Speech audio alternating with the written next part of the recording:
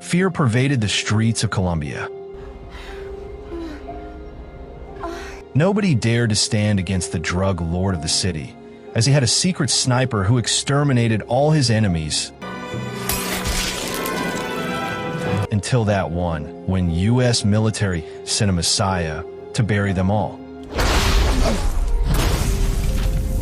Welcome back to Paramount Recapped.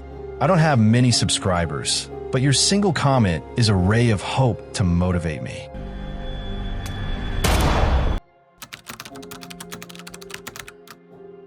So the movie kicks off with a cold, calculated assassin posted up in some hidden spot, lining up a shot on this big shot drug boss chilling in his luxury pad.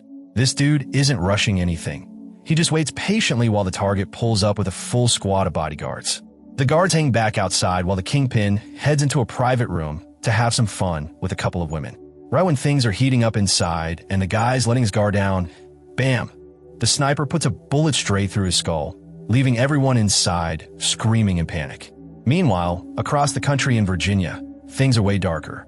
We see a soldier deep in his own head, staring blankly at photos from his military days.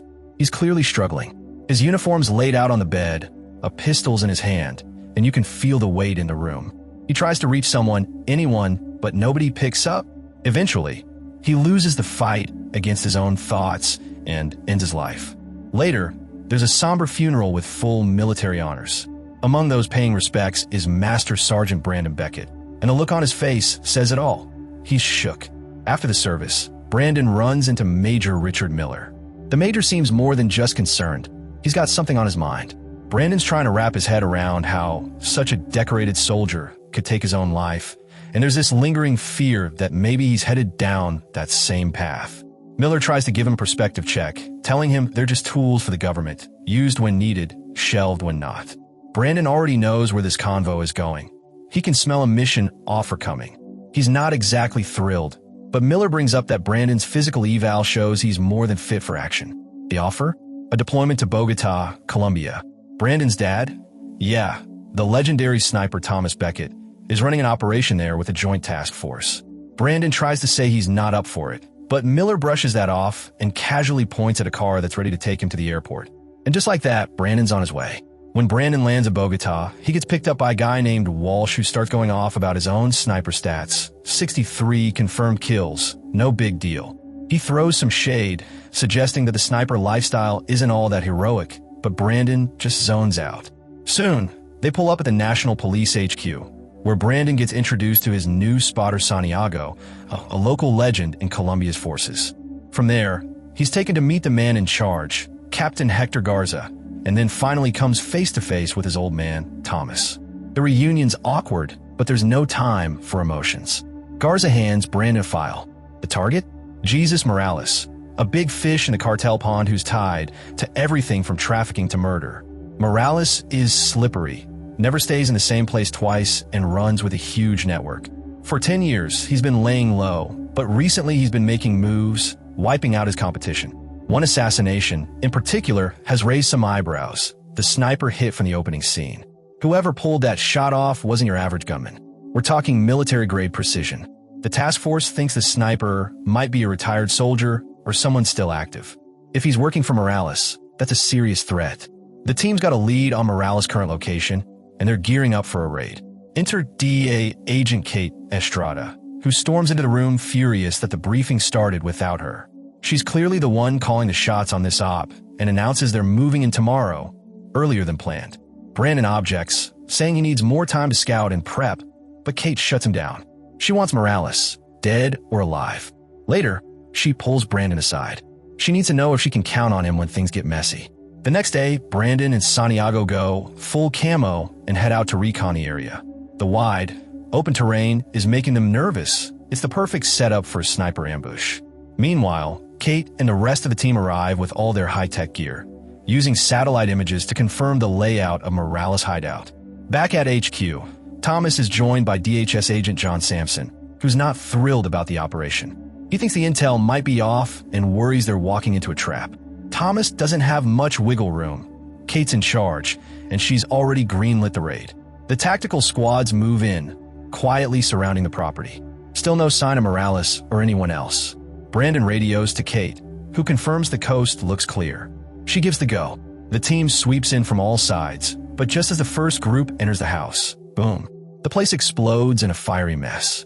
It's an ambush. Several agents are killed instantly, and others are badly hurt. Garza takes a hit, and while Kate tries to help him, a bullet whizzes through the air, shattering his leg. Brandon and Santiago are frantically trying to spot the shooter. Kate, in a burst of bravery, runs to drag Garza to safety, but the sniper fires again, this time with a bullet that curves midair, shredding Garza's face. Brandon nearly tags the sniper, but misses. The guy vanishes like smoke. They regroup at HQ, stunned and devastated. Samson wants answers. Kate says it was a setup, and suspicion immediately falls on someone inside the force-leaking info. Thomas tells the room they're not dealing with any amateur. The sniper's a ghost. Brandon figures out that Garza wasn't the real target. It was Kate. Garza was just caught in the crossfire. Samson recommends pulling out of the mission entirely, but Kate's not ready to give up after everything she sacrificed. Brandon steps up and asks for 48 hours to hunt both Morales and the mystery sniper. Thomas agrees. Afterward, he warns Brandon to stay sharp. This sniper seems to know every detail about him. Brandon wonders why his dad is even involved again, and Thomas admits he couldn't handle civilian life. Being a Marine was the only thing that ever made sense to him. The crew relocates to a safe house, but Brandon immediately notices how vulnerable the place is. Wall shrugs it off. Somewhere else, a sniper named El Diablo gets tipped off about Kate's location. He's told she's with the American sniper. At the safe house, Brandon digs deeper into the file of the soldier who died at the start of the film. He's clearly bothered by the parallels. Kate drops by to thank him for sticking with her. She opens up about the pain of losing Garza and asks how to deal with that kind of loss. Brandon advises her to focus on the bigger picture, the good they're trying to do. They talk about the bullet that killed Garza. Brandon says a shot like that, one that bends midair, should be impossible. Kate isn't hearing it. She just wants to catch Morales. But Brandon warns her that being laser-focused on one goal could cost more lives. She storms out, but has a full-on breakdown in the elevator, finally letting the grief catch up to her. Brandon, still uneasy, researches guided bullets, something high-tech enough to pull off the impossible shot. He radios Santiago on the roof to stay alert. Meanwhile, Kate goes to a bar to cool off and ends up smacking around a couple of creeps who try to get handsy. She meets with Father Carlos, a trusted friend, who tells her flat out, walk away or people will keep dying. But Kate's not stopping, not until Morales is down. Before leaving, Father Carlos whispers the name of the sniper and his connection to Morales. He promises more info soon, but warns her not to trust anyone. Back at the safe house, Brandon is just settling in when Santiago radios him, saying something weird is going on outside. Brandon grabs his gear and climbs up to the roof, gun in hand, ready for whatever's coming. Santiago guides him to look off in the distance where there's a suspicious glint, around 1750 meters out. It's El Diablo, scoping them out through his sniper lens. Brandon spots the glimmer just in time, and both snipers line each other up. Brandon squeezes the trigger first, but El Diablo dodges the bullet and sends one right back at him. It's a smart bullet too, the kind that follows you like it's got a mind of its own. Brandon dives out of sight just in time and plays dead, staying still as a rock. El Diablo assumes the job is done and pulls back. The next morning, Thomas and his team arrive at the scene and recover one of the sniper's rounds. Turns out, this wasn't just any bullet. It was a high-tech, laser-guided smart round, stuff that's not supposed to be out in the wild, especially not in enemy hands. It's military tech, top-tier, government-owned kind of stuff. Meanwhile, Morales is chilling at one of his secret pads, playing pool with one of his guys. The guy actually wins, which you'd think would be a mistake in this kind of business. Morales grabs his gun and points it right at the dude's head, like he's about to lose it. But it's all a twisted joke. Laughs all around. Then he downs a drink and tells his second-in-command to unleash everything they've got to finish off Brandon. Just as he walks to his office, he finds El Diablo waiting for him, gun drawn and ready to talk business. Diablo's there for his money, claiming Brandon's already dead. But Morales breaks the news. Brandon survived. He calmly tells Diablo his services are no longer required and pretty much kicks him to the curb. Elsewhere, Brandon and Kate are on the move again. They're being relocated to another secure CIA location when Kate gets a call from Father Carlos. He tells her about a woman that El Diablo visits regularly and drops an address, warning her one more time to tread carefully. As they're driving, out of nowhere, a truck crashes into them, flipping their car like it's made of paper. Gunmen pile out, and chaos erupts. Brandon fights back, managing to return fire. Once the smoke clears, Santiago's been shot dead, and Kate's nowhere to be found. Brandon finds the address from Carlos still clutched in her hand and decides to follow the lead. Kate, acting on impulse, heads straight to the address alone. She doesn't realize until it's too late that she's surrounded. Despite that, she knocks on the door, and a woman opens it but refuses to say anything. A gang of thugs starts closing in. Kate pulls her weapon, but the woman pushes her into the street, straight into the ambush. The goons pounce, hitting and tossing her around like a rag doll. Just when it looks like things are about to take a real dark turn, shots ring out. Brandon arrives just in time. He wipes out the attackers. One guy hops on a bike and takes off, while another tries to run, but Kate grabs him, until Diablo's girl pulls a gun on her. What she doesn't know is Brandon has her in his sights. Kate seizes the moment, disarms the woman, and notices she's wearing a necklace with a locket. She yanks it off and finds a photo of her and El Diablo inside. Brandon immediately sends the image to Thomas, needing to know more about this woman and the sniper's identity. Back at base, they're debriefing. Brandon's sure they were set up, and someone on the inside tipped off Morales. He and Kate decide they're going off the grid. Agent Sampson doesn't like it one bit, but Thomas backs them. He knows it's the best way to flush the mole out.